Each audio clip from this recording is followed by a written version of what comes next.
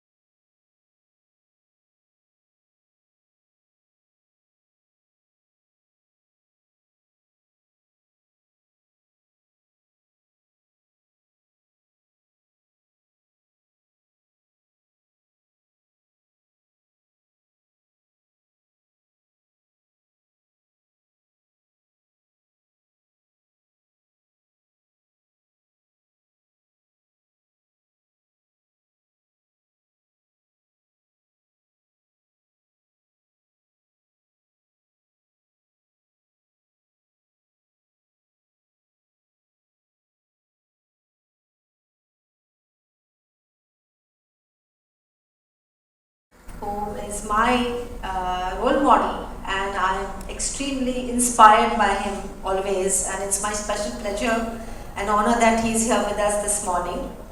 Of course, he's very close to all of you. He has done wonderful work for this state and is a very respected figure in the state of Tamil Nadu. But let me tell you that he has done some phenomenal work at the national level, which is what has inspired me tremendously.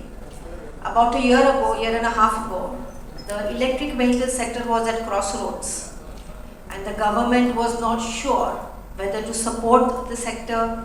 There were some challenges which were faced by the industry, and Sir, in his role as the chairperson of the Parliamentary Committee on Industry, really spearheaded a transformative policy creation work.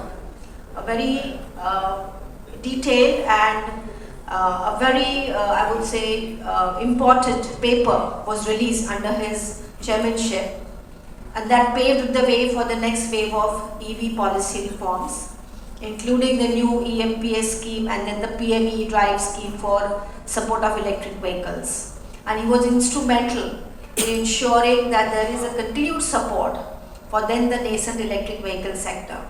And I was part of many stakeholder consultations, many meetings that Sir had led, and he heard the industry extremely patiently and then gave very directional guidance to the entire sector. So thank you very much for supporting this sector, which under your leadership is growing to be really going to be extremely important in the coming days and years.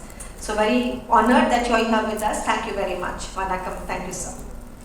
Also, very warm welcome to all the friends from the media.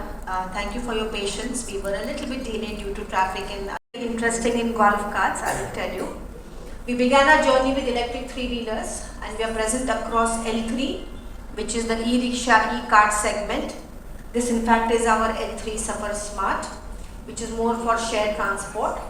And then also in L5, which is the 1-ton GVW goods carrier.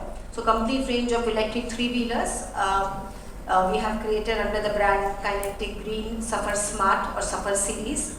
We have sold close to 50,000 vehicles and working both on through our dealers, but also doing many projects with the government. Currently we are doing a big pink e-rickshaw scheme in Maharashtra to give 10,000 e-rickshaws to women in the state of Maharashtra. Few years ago we did a scheme in Uttar Pradesh and we gave about 8,000 e-rickshaws to cycle rickshaw pullers as a means of better livelihood. We have done projects in Andhra Pradesh. We have given vehicles for waste collection across many municipal corporations. They are electric three-wheelers, and through SC/ST corporation again for employing the youth, SC/ST youth for using electric three-wheelers. In Chennai, very proudly, we have done one project where we have given 1,000 e-carts through a contractor called Ramki. For waste collection in many municipal corporations near Chennai, and these vehicles are being used by women to go door to door to collect the waste, and then they go and dump it in the main yard. So many such interesting projects we are doing to bring green transport and along with welfare and livelihoods. So it's near Pune, and the capacity of this facility is to make 1 million or 10 lakh electric vehicles per year. And very proud to share that we have 40% women on the assembly line in this facility. That's another area which I'm proud to work on, that I believe that women are underrepresented in the automobile sector.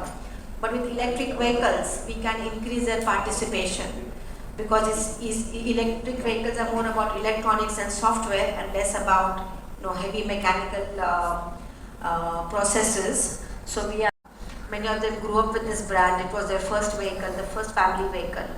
And the brand had tremendous equity in the hearts of people. So we decided at Kinetic Green that we are proud of this heritage and this equity. And we also believe that with electric technology of Tamil Nadu. So we're very happy to be here to share the success of e-Luna with you and to bring this new variant to you. Now, I'll just take 5 minutes on the philosophy of the e-Luna Prime. According to me, the e-Luna Prime is not just a variant, it's a big idea. Let me tell you why. Go ahead, please. So if you see India as a pyramid, we are a country of more than 100 crore people, 100 plus crore people. Out of these, 73 crore or 732 million people are earning between 1.25 lakhs to 5 lakhs a year. So 10,000 or 12,000 rupees to let's say 30,000 rupees a year. This is the chunk of India. Half of India is in this category. And then you have the middle class and then you have the rich people. But half of India is earning between let's say 12,000 to 30,000 rupees. That's one important statistic. Now let's see how much of India owns a vehicle. Another insight that we used, and that's the largest segment in the country as well. And another important statistic is plus rupees, 7 or 5 rupees a month. So can we bring this cost down with a product where the people who can't afford a two-wheeler, who can't afford 7,500 a month, can now afford? And can it cost something similar to what it may cost for them to use a bus or to use a three-wheeler, shared three-wheeler? And that's how we created e-Luna Prime. So the monthly cost of owning an e-Luna Prime, which as I said before meets all the requirements in terms of sturdiness, in terms of utility, in terms of carrying capacity, in terms of suitability for all the roads, will only be 2,500 rupees a month. The EMI will be 2,000 rupees approximately, and the petrol cost is zero because it's electric. So here we are bringing a vehicle for the India's commuter segment, which is suitable, meeting their requirements of utility and sturdiness, and because there is no petrol cost, it will now only cost them 2,500 per month. So somebody who earns 20,000 rupees a month can afford this. They can't afford a vehicle with 7,000 rupees per month cost. And this is the big idea, that with this product, we're trying to enable personal mobility, or as you can see in the next slide, the vision for the e-Luna Prime is to democratize India's commuter segment. We want to bring more people into buying and owning their own vehicle because of the ability of the e-Luna Prime to offer very low running cost. So at 2,500 a month, you can now have your own vehicle, which meets all your commuting requirements. And then adding this new product, e-Luna Prime, to our Luna family, because we found that the original e-Luna which we have launched is appealing very much to people who are looking for utility, storage space, convenience. But there is a big segment out there of people who are looking for a stylish, sturdy, fun vehicle at 2,500 rupees a month. And that's the vision of e-Luna Prime. We will shortly be launching it. I have a short film we will show you. Then we will launch the vehicle at the hands of our honorable chief guest, and then we will learn more about the product from our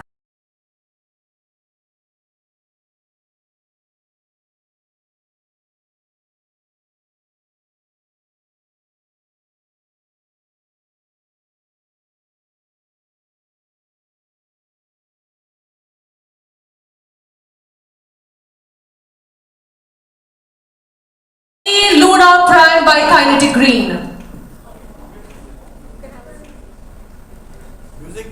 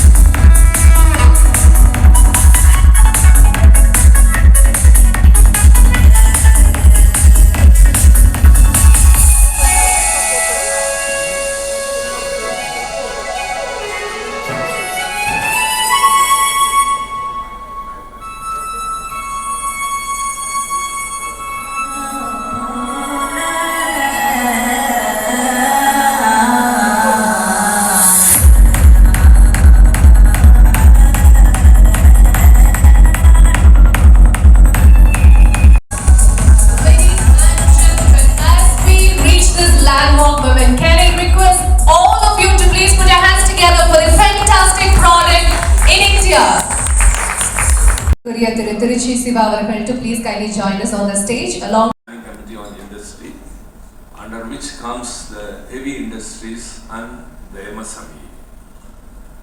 MSME play a very great big role, and its contribution to the GDP and as well as to the exports and the foreign exchange is more. Committee is very keen in reviving many of the sick industries. One we have already done in Salem and one now in Ranchi, Jharkhand, Heavy Engineering Corporation. And in the process of our journey, though it was not a mandate with us, we suo moto took up the EV, encouraging the EV in the nation. We held 2 or 3 meetings with the ministry officials, stakeholders, and we also invited the manufacturers, and one among the manufacturers was Ms. Suleja, by whose presentation and by whose active participation I was not only myself, my committee, and everyone was impressed. And she was also impressed with the committee, as she mentioned here, because of the intervention of the Standing Committee on Industry, the manufacturers of the EV vehicles, electrically operated vehicles, which is a very important one, they had a very great sigh of relief. The parliamentary committees always are a bridge between the government and the stakeholders or any people who are connected with that. India's target for net zero emission is 2070. And by 2030, it is aiming to scale up the non-fossil fuel energy by 500 GW. And we have to encourage the e-vehicles. Of course, it's very fast growing. Now that I think I want to shift to Tamil, being in Tamil Nadu, some may be surprised because of my colleagues from, my friends from Pune, not my colleagues, my friends from Pune, the Kinetic Green. They have done a stupendous job. And Kinetic Green, you know, very well established brand, and now this Luna plane which is being launched in Chennai. And you all know that Tamil Nadu government is helping a lot for industrial development.